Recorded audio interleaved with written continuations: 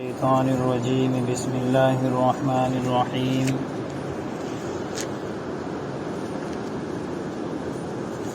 مثل الذين ينفقون أموالهم في سبيل الله كمثل حبة أنبتت 7 سنابل في كل سنبلة 100 حبة والله يضاعف لمن يشاء والله واسع عليم قال النبي صلى الله عليه وسلم إن الربا وإن كثر فإن عاقبته تصير إلى قل صدق الله مولانا العظيم وصدق رسوله النبي الكريم ونحن على ذلك لمن الشاهدين والشاكرين والحمد لله رب العالمين۔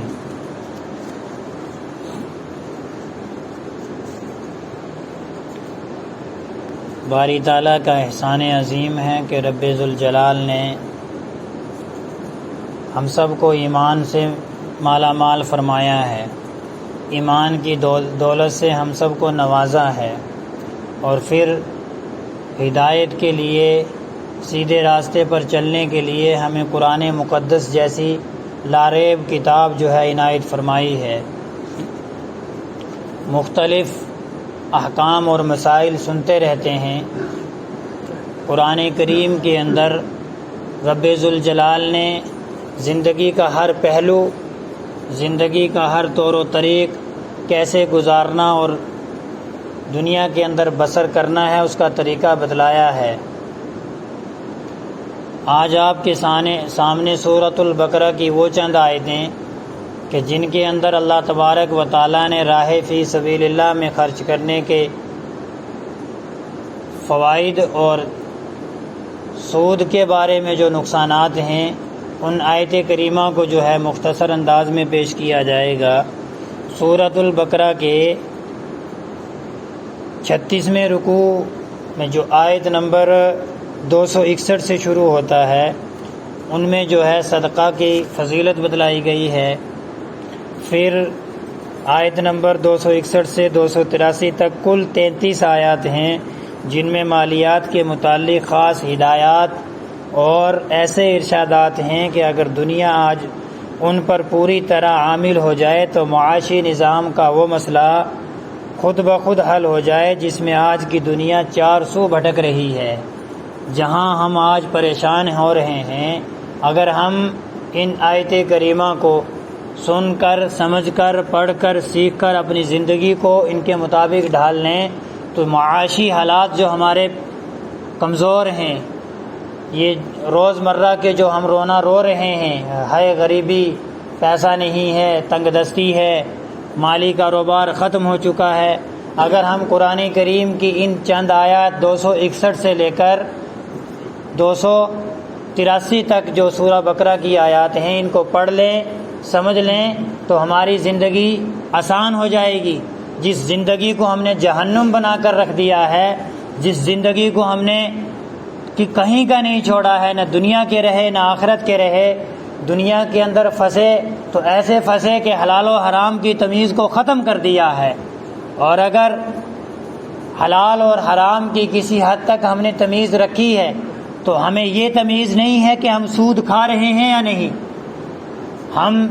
حلال کے چکر میں آ کر حرام کو بھی لپیٹ رہے ہیں۔ کوئی گھر ایسا باقی نہیں ہے۔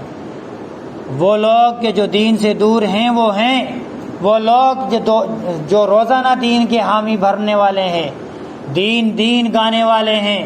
قرآن گانے والے ہیں، وہ بھی سود سے بری نہیں ہے۔ آج کے اس پرفتن دور کے اندر معاف کرنا الفاظ بڑے ہیں، لیکن جائزہ لیں کہ کیا ہمارے گھر سود سے پاک ہیں یا نہیں۔ اگر ہمارے گھر سود سے پاک نہیں ہیں تو ہم قرآن کریم کی ان وعیدوں پر غور کریں جو نبی کریم صلی اللہ علیہ وسلم نے ہمیں بتلائی اور جو اللہ تعالیٰ نے قرآن کریم کے اندر ہمیں بتلائی ہیں۔ بہرکیف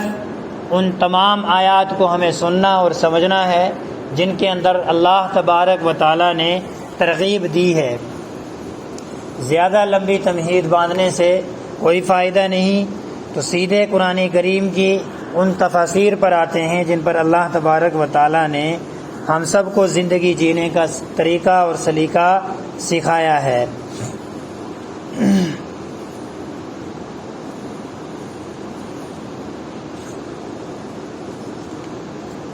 فرمایا مثل الذین ينفقون اموالهم فی سبیل اللہ کمثل حبۃ انبتت 7 سنابل فی کل سنبلۃ 100 حبۃ واللہ یضاعف لمن یشاء واللہ واسع علیم۔ جو لوگ اللہ کے راستے میں اپنا مال خرچ کرتے ہیں ان کی مثال ایسی ہے جیسے ایک دانہ 7 بالیں اگائے۔ ایک دانہ زمین کے اندر ہم نے رکھا، اس کے اندر سے 7 بالیں نکلیں اور ہر بالی میں 100 دانے ہوں، اور اللہ جس کے لیے چاہتا ہے ثواب میں کئی گنا اضافہ کر دیتا ہے۔ اللہ بہت وسعت والا اور بڑے علم والا ہے۔ اللہ کے راستے میں خرچ کرنے کے 700 گنا ثواب زیادہ ملتا ہے۔ 1 روپیہ اگر ہم نے اللہ کے راستے میں خرچ کیا ہے تو آخرت میں اس 1 روپے کا 700 روپے ہمیں جو ہے اس کے اجر میں ملے گا، یہ قرآن کریم کہہ رہا ہے۔ اور اگر ہم نے 1 پیسہ اللہ کے راستے میں خرچ کیا تو اللہ کے یہاں ہمیں 700 پیسے یا اس سے بھی زیادہ ہمیں نصیب ہوں گے۔ اگلی آیت میں اللہ تعالیٰ نے فرمایا الذین ينفقون اموالهم فی سبیل اللہ ثم لا یتبعون ما انفقوا منا ولا اذى لهم اجرهم عند ربهم ولا خوف علیہم ولا هم يحزنون۔ جو لوگ اپنے مال اللہ کے راستے میں خرچ کرتے ہیں، پھر خرچ کرنے کے بعد نہ احسان جتلاتے ہیں اور نہ کوئی تکلیف پہنچاتے ہیں، اور اپنے پروردگار کے پاس اپنا ثواب پائیں گے، نہ ان کو کوئی خوف لاحق ہوگا اور نہ کوئی غم پہنچے گا۔ اس آیت کریمہ کی تشریح اگلی آیت میں بیان کی گئی ہے۔ احسان جتلانا کیا ہے، اور کسی کو صدقہ یا خیرات یا کسی کی امداد کر اس کو ذلیل کرنے کا جو گناہ ہے وہ کیا ہے۔ قول معروف ومغفرۃ خیر من صدقۃ یتبعها اذی واللہ غنی حلیم۔ بھلی بات کہہ دینا اور درگزر کرنا اس صدقے سے بہتر ہے جس کے بعد کوئی تکلیف پہنچائی جائے، اور اللہ بڑا بے نیاز اور بہت بردبار ہے۔ مطلب یہ ہے کہ اگر کوئی سائل کسی سے کچھ مانگنے کے لیے اس کے در پر آ جائے تو اس کو ڈانٹیں، جھڑکیں نہ۔ کیا ہے یا جو بھی ہمارے الفاظ آج کے معاشرے کے بن گئے ہیں، جو ہمارا گھٹیا معاشرہ بنتا جا رہا ہے، ہمارے اندر جو ایک گھٹیا الفاظ آ چکے ہیں، ہم مانگنے والے کو ذلیل کرتے ہیں، وہ نہیں کرنا ہے۔ سورۃ الضحیٰ کی آیت کی تفسیر میں نے بتلایا تھا وَأَمَّا السَّائِلَ فَلَا تَنْهَرْ، کہ اللہ تعالیٰ فرما رہے ہیں کہ سائل جب تمہارے دربار پر پہنچے وَأَمَّا السَّائِلَ فَلَا تَنْهَرْ، تو اس کو جھٹکیے نہ، اس کو جھڑکے نہیں، اس کو جھڑکنا نہیں ہے۔ اگر ہمارے پاس کچھ نہیں ہے تو اس سے بھلی بات کہیں کہ بھائی میرے پاس آج نہیں ہے، آپ پھر کبھی آئیں یا فلاں تاریخ میں آئیں یا فلاں وقت میں آئے، میں آپ کو جو ہے دے دوں گا، آج نہیں ہے۔ یہ بھلی بات ہے، اچھی بات ہے۔ یہ کہ اس کے ساتھ برا سلیقہ دھکے مار کر باہر نکالنا، چلے جاؤ تم لوگوں نے پیشہ بنا رکھا ہے وغیرہ وغیرہ، یہ کہنا بہت بڑا گناہ ہے۔ اللہ تعالیٰ اس قسم کی اجازت نہیں دیتا ہے۔ آگے فرمایا یا ایھا الذین آمنوا لا تبطلوا صدقاتکم بالمن والاذی کالذی ينفق مالہ رئاء الناس ولا یؤمن باللہ والیوم الآخر فمثلہ کمثل صفوان علیہ تراب فأصابہ وابل فترکہ صلدا لا یقدرون علی شیء مما کسبوا واللہ لا یہدی القوم الکافرین۔ اللہ تعالیٰ نے ایمان والوں کو مخاطب کیا ہے، اے ایمان والو، اپنے صدقات کو احسان جتلا کر اور تکلیف پہنچا کر اس شخص کی طرح ضائع مت کرو جو اپنا مال لوگوں کو دکھانے کے لیے خرچ کرتا ہے اور اللہ اور یوم آخرت پر ایمان نہیں رکھتا۔ ایک انسان ہے، وہ صرف اس لیے خرچ کرتا ہے کہ لوگ مجھے سخی کہیں، لوگ مجھے مالدار کہیں، میری لوگوں کے اندر واہ واہ ہو جائے، تو اس کو خرچ کرنے کا کوئی فائدہ نہیں ہے۔ اور ایک انسان وہ ہے کہ جس نے کسی کو کوئی چیز دے دی، مثلاً ہم نے کسی غریب کی مدد کر دی، اب جب غریب کی مدد کر دی تھوڑے دنوں کے بعد ہم کہنے لگے اس کو تو میں نے جو ہے زمین سے اٹھایا ہے، آج یہ بڑا بنتا ہے، یہ ہماری وجہ سے بنتا ہے، ہم نے ان کو مکان دیا یا ہم نے ان کو اتنا پیسہ دیا، ہم نے ان کو گاڑی دی یا جو بھی دیا، بہرحال اس کی مدد کی تھی ہم نے، لوگوں کے سامنے ذلیل کرے۔ یہ سب سے گھٹیا انسان ہے جو احسان کر کر اس کو ذلیل کر رہا ہے۔ یہ قرآن کہہ رہا ہے، ہم نہیں، قرآن کہہ رہا ہے یہ گھٹیا انسان ہے، ایسا کرنے والا اپنی نیکیوں کو برباد کر رہا ہے۔ اس کی مثال دی ہے، چنانچہ اس کی مثال ایسی ہے جیسے ایک چکنی چٹان پر مٹی جمی ہو، پھر اس پر زور کی بارش پڑے اور اس مٹی کو بہا کر چٹان کو دوبارہ چکنی بنا چھوڑے۔ ایسے لوگوں نے جو کمائی کی ہوتی ہے وہ ذرا بھی ان کے ہاتھ نہیں لگتی، اور اللہ ایسے کافروں کو ہدایت تک نہیں پہنچاتا۔ کافروں سے مراد اللہ کے احکامات کو رد کرنے والے، اللہ کے احکامات سے منہ کو پھیرنے والے۔ چٹان پر اگر مٹی جمی ہو تو امید ہو سکتی ہے کہ اس پر کوئی چیز کاشت کر لی جائے، اگر بارش مٹی کو بہا لے جائے تو چٹان کے چکنے پتھر کی کاشت قابل نہیں رہتی۔ ایک چٹان ہے، اس پر مٹی ہے، ہم نے اس کے اوپر جو ہے کھیتی کرنا شروع، ٹماٹر بونے شروع کر دیے، آیا برسات کا موسم یا برسات ہوئی تو اس چٹان سے جب مٹی صاف ہوگی تو ہماری کھیتی بھی صاف ہو جائے گی۔ اسی طریقے سے جب ہم نے نیکی کر لی، کسی کو احسان کر دیا، کوئی صدقہ خیرات دے دیا، جب ہم نے اس کو احسان جتلا دیا یا ہم نے اس کو ذلیل کر دیا تو ہماری نیکیاں ایسے ہی بہہ گئی جیسے اس چٹان سے مٹی بہہ کر کھیتی بیکار و برباد ہو گئی۔ وَمَثَلُ الَّذِينَ يُنْفِقُونَ أَمْوَالَهُمُ ابْتِغَاءَ مَرْضَاتِ اللَّهِ وَتَثْبِيتًا مِّنْ أَنفُسِهِمْ كَمَثَلِ جَنَّةٍ بِرَبْوَةٍ أَصَابَهَا وَابِلٌ فَآتَتْ أُكُلَهَا ضِعْفَيْنِ فَإِن لَّمْ يُصِبْهَا وَابِلٌ فَطَلٌّ وَاللَّهُ بِمَا تَعْمَلُونَ بَصِيرٌ۔ اور جو لوگ اپنے مال اللہ کی خوشنودی طلب کرنے کے لیے اور اپنے آپ میں پختگی پیدا کرنے کے لیے خرچ کرتے ہیں، ان کی مثال ایسی ہے جیسے ایک باغ کسی ٹیلے پر واقع ہو، اس پر زور کی بارش برسے تو وہ دگنا پھل لے کر آئے، اور اگر اس پر زور کی بارش نہ بھی برسے تو ہلکی فوار بھی اس کے لیے کافی ہے، اور تم جو عمل بھی کرتے ہو اللہ اسے خوب اچھی طرح دیکھتا ہے۔ کسی کے ساتھ بھلائی کا معاملہ کرنا، کسی غریب پر خرچ کرنا ایسا ہے کہ ہم نے ایک اچھی جگہ پر جہاں زمین کی پیداوار بھی اچھی ہے، زمین کے اندر اس زمین کی خصوصیت یہ ہے کہ وہاں باغات اچھے ہوتے ہیں، وہاں کی جو پھل ہے اس زمین کے جو پھل ہیں وہ اچھے ہوتے ہیں، اور بارش ہوئی تو دو گنا پھل ہوا۔ صدقہ خیرات اللہ کے راستے میں خرچ کرنے والا، غریبوں کی حمایت، غریبوں کے ساتھ ہمدردی کرنے والا، اپنا مال ان پر خرچ کرنے والا، یتیموں مسکینوں بے سہاروں کا سہارا بننے والے کی مثال ایسی ہے جیسے اس نے اس باغ سے منافع اور فائدہ حاصل کیا۔ تو آج کا معاشرہ یہ ہے کہ ہم لوگوں نے غریبوں کو چھوڑ دیا ہے ایک طرف، بیچارے بھیک مانگ رہے ہیں، کیا کر رہے ہیں، کیسے اگر مسلمانوں پر خرچ کرنے والا ہوتا تو یہ ہمارے بھیک مانگتے نظر نہ آتے، ہمارے اداروں سے نکل کر گھر گھر چندہ مانگنے کی ضرورت نہ پڑتی۔ آج مدرسوں کے سفیر آتے ہیں، ہم ان کو شک کی نظر سے دیکھتے ہیں، ہم دیکھتے ہیں کہ یہ بات ٹھیک ہے کہ ہم ان کی تحقیق کریں، لیکن اس کا انداز مستحسن انداز ہونا چاہیے، ایک ایسا رویہ ہونا چاہیے جو ایک انسانیت کا رویہ ہے، جو ایک انسان کا رویہ ہو، کہ تحقیق کریں کہ یہ مدرسہ درست ہے یا نہیں، یہ مدرسہ صحیح امداد لوگوں سے لے رہا ہے یا نہیں۔ یہ تحقیق کرنا ہر ایک کے ذمے ہے،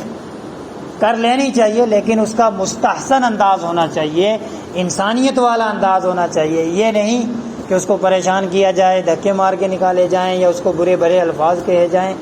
دوسری بات یہ ہے کہ مدارس اسلامیہ مسلمانوں کا یہ ایک بہت بڑا دین کی بقا کے لیے تحفظ کا ذریعہ ہے۔ اگر مدارس اسلامیہ نہ ہوتے تو آج ان ممبروں پر قرآن ان محرابوں میں صحیح قرآن سنانے والے ہمیں میسر اور نصیب نہ ہوتے، ہمیں علماء نصیب اور میسر نہ ہوتے، یہ مدارس اسلامیہ ہی کی دین ہے کہ آج ہم اسلامی طور و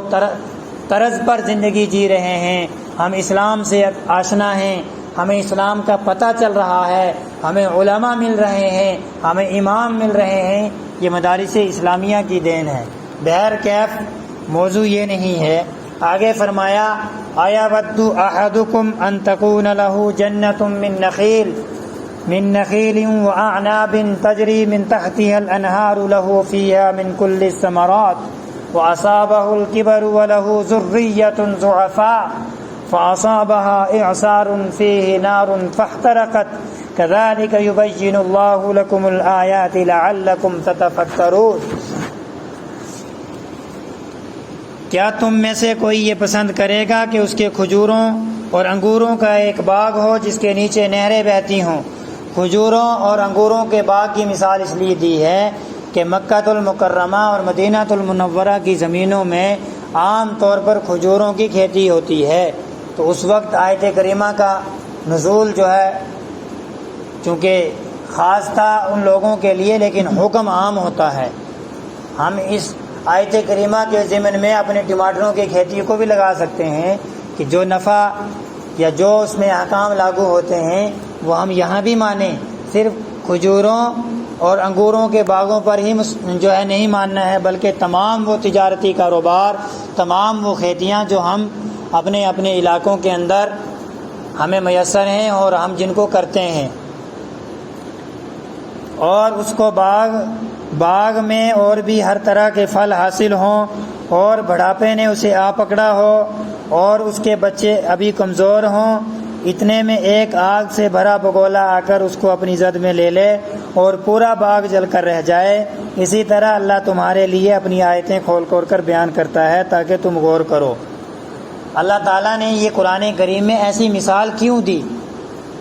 ظاہرتاً یہ مثال ایک واقعے کے پیش نظر ہے۔ اللہ تعالیٰ ایسی مثال دے رہا ہے کہ تم نے ایک باغ لگایا، اس باغ کے اندر خوب پھل لگا، جب وہ عروج پر ہوا اور تمہاری عمر بڑھاپے کو پہنچ گئی تھی اور تمہارے بچے ابھی کمزور تھے، لیکن ایک آگ آئی اور تمہارے اس کھیتی کو، کمائی کو جلا کر خاک کر دی۔ اللہ نے یہ مثال کیوں دی؟ اس لیے دی کہ صدقات کو برباد کرنے کی یہ دوسری مثال ہے۔ جس طرح ایک آگ سے بھرا بگولا ہرے بھرے باغ کو یکایک تباہ کر ڈالتا ہے، اسی طرح ریاکاری یا صدقہ دے کر احسان جتلانا یا کسی اور طرح غریب آدمی کو ستانا صدقے کی عظیم ثواب کو برباد کر دیتا ہے۔ بات سمجھ میں آئی؟ آگے فرمایا یا ایھا الذین آمنوا انفقوا من طیبات ما کسبتم ومما اخرجنا لكم من الارض ولا تیمموا الخبیث منه تنفقون ولستم بآخذیہ الا ان تغمضوا فیہ واعلموا ان اللہ غنی حمید۔ اللہ تعالیٰ نے یہاں ایمان والوں کو مخاطب کیا ہے، اے ایمان والو، جو کچھ تم نے کمایا ہو اور جو پیداوار ہم نے تمہارے لیے زمین سے نکالی ہو، اس کی اچھی چیزوں کا ایک حصہ اللہ کے راستے میں خرچ کیا کرو، اور یہ نیت نہ رکھو کہ بس ایسی خراب قسم کی چیزیں اللہ کے نام پر دیا کرو گے جو اگر کوئی دوسرا تمہیں دے تو نفرت کے مارے تم اسے آنکھیں میچے بغیر نہ لے سکو، اور یاد رکھو اللہ ایسا بے نیاز ہے کہ ہر قسم کی تعریف اس کی طرف لوٹتی ہے۔ ہمارے گھر میں کوئی ٹوٹی پھوٹی چیز ہے کہ چلو یہ ہمارے کام کی نہیں، اس کو مسجد میں دے دیتے ہیں۔ شادی سے بچا کھانا خراب ہونے لگا، اس کی کوئی کام کا نہیں ہے، مدرسے میں دے دیتے ہیں، بچے کھا لیں گے۔ غریب آئے بیچارے بھیک مانگنے والے، کھانا خراب سا ہو رہا تھا، چلو بچے کیا کھائیں گے، ان کو کھلا دیتے ہیں۔ یاد رکھو یہ گھٹیا حرکت ہے، قرآن کریم اس گھٹیا حرکت کی ہمیں اجازت نہیں دیتا۔ کوئی چیز خراب پڑی ہوئی تھی، چلو پہنچا دو اس کو، جن کا حق ہے، یہ مناسب نہیں ہے۔ ہم جیسا اپنے لیے پسند کر رہے ہیں ایسا ہی ہم جو ہے اللہ کو دینے کے لیے پسند کریں۔ ظاہراً ہم یہ غریب لوگوں کو دے رہے ہیں، لیکن ہم حقیقتاً میں یہ اللہ کو دے رہے ہیں، جو صدقہ دے رہے ہیں ہم وہ اللہ کو دے رہے ہیں۔ اب اللہ کو کیا ہم ٹوٹی پھوٹی گھٹیا سڑی بڑی چیز دینا پسند کریں گے؟ ہرگز نہیں۔ تو اللہ کو ہم بہترین سی بہترین چیز دیں، اپنے مال کے اندر مال تول کریں، ناپ تول کریں، جو اچھی چیز ہو وہ صدقہ کریں۔ مزہ تب آئے گا نا مال کے اندر، نیکیوں کے اندر ذخیرہ جمع کرنا ہے تو اچھی چیز اللہ کو دو، گھٹیا سڑی پڑی چیزیں نہیں لگانی ہیں اور نہیں اللہ کے راستے میں دینی ہیں۔ اللہ کو بہترین چیز دو اور بہترین جو ہے اس کا ذخیرہ آخرت میں پاؤ گے۔ آگے فرمایا الشیطان یعیدکم الفقر ویأمرکم بالفحشاء واللہ یعیدکم مغفرۃ منہ وفضلا واللہ واسع علیم۔ شیطان تمہیں مفلسی سے ڈراتا ہے اور تمہیں بے حیائی کا حکم دیتا ہے، اور اللہ تم سے اپنی مغفرت اور فضل کا وعدہ کرتا ہے۔ اللہ بڑی وسعت والا، ہر بات جاننے والا ہے۔ انسان کے پاس جب مال آتا ہے تو اس کے پاس دو چیزیں آتی ہیں، ایک نفس کے تقاضے، دوسرے اعمال کا جذبہ۔ مال انسان کو یا تو تباہی کے دہانے پر لے کر جاتا ہے یا نیکیوں کا اور سخاوت کے اعلیٰ درجے پر لے کر جاتا ہے۔ حاتم طائی کی مثال مشہور ہے کہ اللہ تعالیٰ نے ان کو مال دیا تھا اور ان کو اتنا سخی بنایا تھا کہ جب ان کے گھر کوئی مہمان آتا تھا تو مہمانوں کی مہمان نوازی میں اعلیٰ قسم کا جو گھوڑا ہوتا تھا اس کو ذبح کیا جاتا۔ اس دور میں گھوڑے کھانا جائز تھا، گھوڑا تو اب بھی جائز ہے، صرف اعلی جہاد کی وجہ سے اس کو مکروہ تحریمی قرار دیا، یہ دوسری بحث ہے۔ لیکن بہرحال اس دور میں گھوڑے کا گوشت کھایا جاتا تھا۔ تو حاتم طائی جو ان کے گھوڑوں میں بہترین خوبصورت اور ہٹا کٹا تیز رفتار چلنے والا گھوڑا تھا، اس کو ذبح مہمان کی مہمان نوازی میں کیا جاتا تھا۔ تو اللہ تعالیٰ اگر مال دیتا ہے تو ہمیں اس مال کے ذریعے سے اللہ کے بندوں کی، غریبوں کی، بے سہاروں کی، یتیموں کی، بیواؤں کی بہترین مال سے، اعلیٰ قسم کے مال سے مدد کرنی چاہیے۔ گھٹیا اور یہ ایسے مال، اور شیطان روکے گا، دل کے اندر خیال پیدا ہوتا ہے دوں نہ دوں، اگر دے دیا میرے بچوں کو فیس بھرنے کے لیے ابھی باقی ہے، میں نے فلاں دکان پہ ابھی قرضہ بھی دینا ہے، اس وقت اس کے ذہن کے اندر ایسے ایسے خیالات آئیں گے کہ جو اسے یاد بھی نہیں تھے، کبھی کسی کا قرضہ دینا یاد نہیں تھا، لیکن اس وقت جو ہے اس کو یاد آ جائے گا جب وہ اللہ کے راستے میں خرچ کرنے کے لیے اس رقم کو نکالے گا۔ اور دوسری طرف اللہ تعالیٰ یہ فرما رہے ہیں کہ میں نے اس خرچ کرنے پر تمہارے ساتھ جو فضل کا، مہربانی کا، اپنی رحمت کا وعدہ فرمایا ہے، وہ بہت بڑا وعدہ ہے۔ اللہ تعالیٰ ہمارے ہر عمل کو بخوبی جانتے ہیں، ہماری نیتوں کو، دلوں کے بھید کو، جو ہم سوچ رہے ہیں وہ سب کچھ جانتے ہیں۔ اس لیے جو بھی دیں سچے دل سے دیں، پاک صاف ہو کر دیں، اچھا دیں،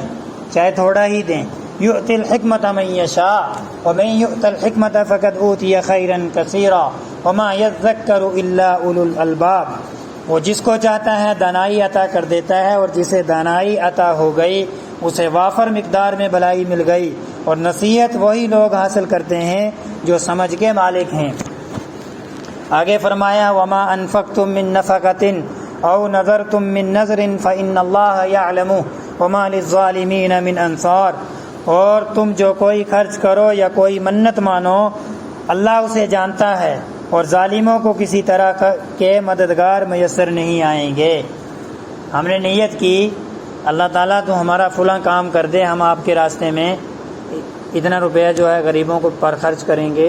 تو یہ بھی اللہ جانتا ہے، کام ہو نہ ہو، لیکن ہمارے ذمہ یہ ہے کہ ہم اللہ کے راستے میں وہ چیز ضرور، اگر کام ہو جائے تو خوشی ہے، پھر بھی صدقہ کریں، اگر نہ ہو تو اس کو ہونے کے لیے تب بھی جو ہے اللہ کے دعا مانگ کر، اللہ کو اس صدقے کے طفیل کر کے اللہ سے دعا مانگے کہ اللہ تیرے راستے میں خرچ کر رہا ہوں، صدقہ مصیبتوں کو، آفتوں کو، بلاؤں کو، پریشانیوں کو ٹالتا ہے۔ ایسا حدیث سے ثابت ہے۔ لیس علیک ھداھم ولکن اللہ یہدی من یشاء وما تنفقوا من خیر فلانفسکم وما تنفقون الا ابتغاء وجہ اللہ وما تنفقوا من خیر یوفی الیکم وانتم لا تظلمون۔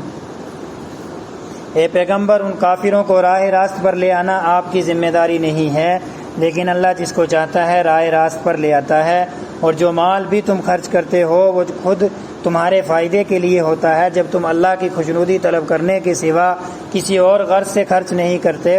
اور جو مال بھی تم خرچ کرو گے تمہارا پورا دیا جائے گا اور تم پر ذرا بھی ظلم نہیں ہوگا۔ آیت کریمہ کا پس منظر یہ ہے کہ بعض انصاری صحابہ کے رشتہ دار جو تھے وہ کچھ جو ہے کفار اور مشرکین میں سے تھے۔ انصاری صحابہ بھی جو ہے ان پر خرچ کرنا چاہتے تھے، لیکن یہ سمجھتے تھے کہ یہ غیر مسلم ہے، شاید کہ ہمیں اس کا کوئی اجر نہ ملے۔ تب تک نبی کریم صلی اللہ علیہ وسلم نے بھی کوئی اجازت نہیں دی تھی۔ تب آیت کریمہ نازل ہوئی کہ آپ ان کے ساتھ بھلائی کا معاملہ کرو، آپ کی بھلائی کا معاملہ اللہ تعالیٰ آپ کو دے گا، یہ نہیں دیں گے، تو لہٰذا آپ کفار و مشرکین کے ساتھ بھی بھلائی کا معاملہ کریں۔ اگر کوئی ان میں غریب ہے تو اپنے مال کے ذریعے سے ان کی مدد کر سکتے ہیں، صرف غربت کی وجہ سے ایسی مدد نہیں کرنی ہے جس کی وجہ سے وہ اسلام پر حاوی ہو جائے، اسلام پر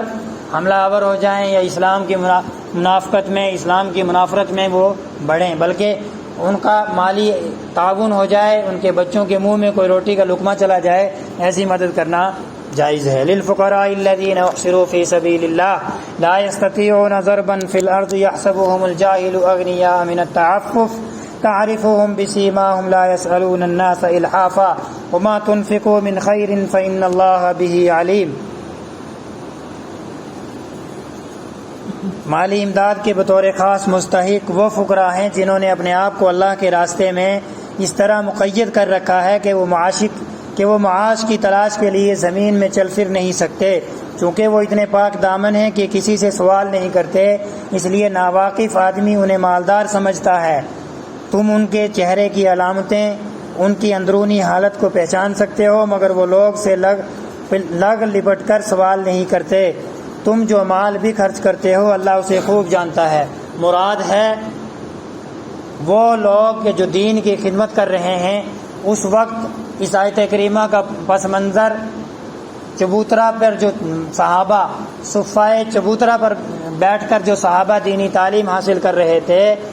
مسجد نبوی کے چبوترے پر صحابہ صفہ کے بارے میں جو صحابہ جو وہاں طلب علم میں بیٹھے ہوا کرتے تھے ان کے بارے میں ہیں۔ آج مدارس اسلامیہ بھی ہمارے زکوٰۃ و صدقات کے مستحق ہیں، وہ ادارے جن کے اندر غریب طلبہ پڑھتے ہیں اور ان اداروں نے زکوٰۃ اور صدقات کا اعلان کر رکھا ہو اور مستحق ادارے ہوں تو ان کے اندر بھی ہم جو ہے مالی تعاون کر سکتے ہیں۔ اللہ آگے فرمایا اللہ تعالیٰ نے الذین ينفقون اموالهم باللیل والنہار سرا وعلانیۃ فلہم اجرہم عند ربہم ولا خوف علیہم ولا هم يحزنون۔ جو لوگ اپنے مال دن رات خاموشی سے بھی اور علانیہ بھی خرچ کرتے ہیں وہ اپنے پروردگار کے پاس اپنا ثواب پائیں گے اور انہیں کوئی خوف لاحق ہوگا اور نہ کوئی غم پہنچے گا۔ صدقہ چاہے کھلم کھلا کر دو، چاہے چھپا کر دو، چھپا کر کرنا زیادہ بہتر ہے، دونوں طریقے سے انسان کر سکتا ہے۔ یمحق اللہ الربا ویربی الصدقات واللہ لا يحب كل کفار ناصیم۔ اللہ سود کو مٹاتا ہے اور صدقات کو بڑھاتا ہے، اور اللہ ہر اس شخص کو ناپسند کرتا ہے جو ناشکرا گناہگار ہو۔ سود آج کے معاشرے کے اندر سود عام ہو چکا ہے۔ انشاءاللہ آج تک جو بات چیت کی گئی مختصر انداز میں قرآن کریم کی آیتیں مختصر انداز میں جو ترجمے اور تھوڑی تھوڑی تفسیر کے ساتھ پیش کی گئی، یہ تھا کہ اللہ کے راستے میں ہمیں خرچ کتنا کرنا ہے، کیسے کرنا ہے اور کیسا مال اللہ کے راستے میں ہمیں دینا ہے۔ وقت کی قلت کی بنا پر آج جو ربا اور سود کا معاملہ ہے اس پر بات نہیں، آئندہ جمعے کو انشاءاللہ سود اور ربا پر مکمل تفصیلی بات کی جائے گی۔ جو حضرات لیٹ آتے ہیں ان سے میری گزارش ہے کہ موضوع نہ ہی آپ کی سمجھ میں آتا ہے اور اس جلدی کے چکر میں پوری بات کو جو ہے نہیں سمجھا پاتا، چونکہ کچھ لوگ پہلے آ جاتے ہیں، کچھ لوگ بعد میں آتے ہیں۔ میرے اندر یہ جذبہ رہتا ہے کہ آنے والوں کو بھی اور پہلے آنے والوں سب کو بات سمجھ میں آ جائے، تو مختصر انداز میں بات بتلانے کی کوشش کی جاتی ہے، تو اس کے اندر بہت سارے باتیں رہ جاتی ہیں جو اس تھوڑے سے وقت کے اندر پوری نہیں کی جا سکتی۔ اس لیے گزارش ہے جو 15 منٹ 12:45 پہ جو اذان دی جاتی ہے اس کا مطلب یہ ہے کہ آپ 12:45 پہ مسجد میں پہنچ جائیں۔ 15 منٹ آپ کو سنتیں پڑھنے کے لیے دی جاتی ہے 1 بجے سے لے کر 1:30 تک آپ بیٹھ کر قرآن کریم کی تفسیر یا جو بھی دینی بات ہو اس کو سنیں اور سمجھیں اور عمل کریں، اپنے معاشرے کے اندر سدھار پیدا کریں۔ آج کی جو باتیں بتلائی گئی وہ اللہ کے راستے میں اپنا بہترین مال، پاکیزہ مال، حلال مال خرچ کرنا ہے۔ اگر ہمارا کاروبار سودی ہے یا ہم نے ناجائز طور و طریق سے پیسہ کمایا ہے، بینکوں سے لون لے کر ہم نے پیسہ کمایا ہے، آج کے دور میں شیئر مارکیٹ، بٹ کوائن وغیرہ وغیرہ بہت ساری ویب سائٹ اور یہ ایسی کمپنیوں نے جنم لے لیا ہے جن کے ذریعے سے نوجوانوں نے پیسہ لگا رکھا ہے اور اپنا پیسہ کما رہے ہیں۔ یہ پیسہ ناجائز و حرام ہے۔ ان کے ذریعے سے جو کمایا ہوا پیسہ ہے ہم اس کو اللہ کے راستے میں اگر خرچ کریں گے وہ قابل قبول بالکل نہیں ہوگا۔ تو ہمیں وہ مال اللہ کے راستے میں خرچ کرنا ہے جو ہمارا خون پسینے یا جائز طریقے سے کمایا ہوا مال ہے، اس کو اللہ کے راستے میں خرچ کرنا ہے۔ اور اگر ہمارے در پر کوئی مانگنے والا آ جائے اس کو جھٹکنا بالکل نہیں ہے، بہترین انداز میں اس کی قدر کرنی ہے۔ بھوکا ہے تو کھانا کھلاؤ، کھانا کھلانے کے بعد جو ہمارے پاس میسر ہو اسے دو، دینے کے بعد بہترین انداز میں اس کو جو ہے روانہ کرو۔ بدسلوکی سے اس کے ساتھ پیش نہ آؤ۔ پانی کے لیے ضرور پوچھ لو، چائے کے لیے ضرور پوچھ لو، بھوکا ہے تو کھانا ضرور کھلا دو۔ میں نے دیکھا ہے کہ ہم لوگ، بہت سارے لوگ، عام طور پر نہیں، بہت سارے لوگ ان چیزوں سے کتراتے ہیں۔ کترانا نہیں ہے، اپنی خوش قسمتی سمجھیں کہ ہمارے در پر کوئی مانگنے کے لیے آیا ہے تو ہم اس کو خوش قسمتی سمجھ کر اس کی مدد کریں۔ بہترین سا مال جو بھی ہمارے پاس میسر ہو ہم اسے کو دیں۔ اللہ تبارک و تعالی ان تمام آیات پر ہم سب کو عمل کرنے کی توفیق نصیب فرمائے۔ میں نے شروع میں بتلایا کہ سورہ بقرہ کی آیت نمبر 261 سے لے کر آیت نمبر 283 تک کو اگر ہم سمجھ کر اور پڑھ کر ہم عمل کر لیں، جو ہمارے معاشرے کی ہمیں پھٹکار بجی ہوئی ہے، ہم کاروباری اعتبار سے جو آج پریشان ہیں، جو غربت یا نقصان ہمیں گھیرے ہوئے ہے اور ہم جتنا یہ ٹھوکریں کھا رہے ہیں، مالی اعتبار سے ہم پریشان ہیں، یہ مسئلہ ہمارا حل ہو جائے گا۔ آیت نمبر 261 سے لے کر 283 تک سورہ بقرہ کو اگر ہم سمجھ لیں تو ہمارا یہ معاشرہ مالی اعتبار سے درست ہو جائے گا۔ اللہ تبارک و تعالی ہمیں قرآن کریم سمجھنے اور اس پر عمل کرنے کی توفیق نصیب فرمائے۔ وآخر دعوانا الحمد للہ رب العالمین۔